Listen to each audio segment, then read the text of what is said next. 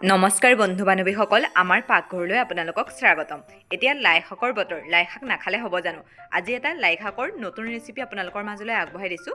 এটা কুকাৰ লৈছোঁ, তাত অলপমান তেল দি লৈছোঁ আৰু আমাৰ এই লাই শাকখিনি ডাঙৰ ডাঙৰকৈ কাটি লৈছোঁ। এইখিনি সৰু কৰা কোনো দৰকাৰ নাই, যিমান ডাঙৰকৈ ৰাখোঁ বুলি ভাবে সিমান ডাঙৰকৈ ৰাখিব পাৰে।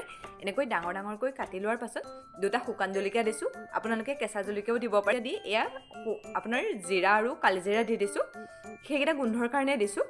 তাৰপাছত এনেকৈ কুকাৰৰ সাফৰখন জাষ্ট লগাই থৈ দিছোঁ, সেইখন একেবাৰে মাৰি দিয়া নাই আৰু মাজে মাজে দাঙি অলপ এনেকৈ লৰাই থাকিব।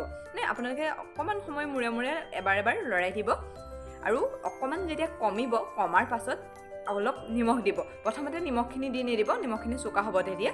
এতিয়া নিমখখিনি দিয়াৰ পাছত এয়া গোন্ধৰ কাৰণে পুনৰ ধনিয়া আৰু আদা অকণমান দি দিছোঁ। সেইখিনি একেবাৰে হ'বৰ সময়ত, তেতিয়া আমাৰ কাঢ়িব হ'লেই এয়া ধনিয়া আৰু আদাকণ অকণমান মিহি মিহিকৈ কাটি দি দিছোঁ আৰু জাষ্ট এবাৰ লৰাম আৰু আমাৰ লাই শাক খাবৰ কাৰণে ৰেডি।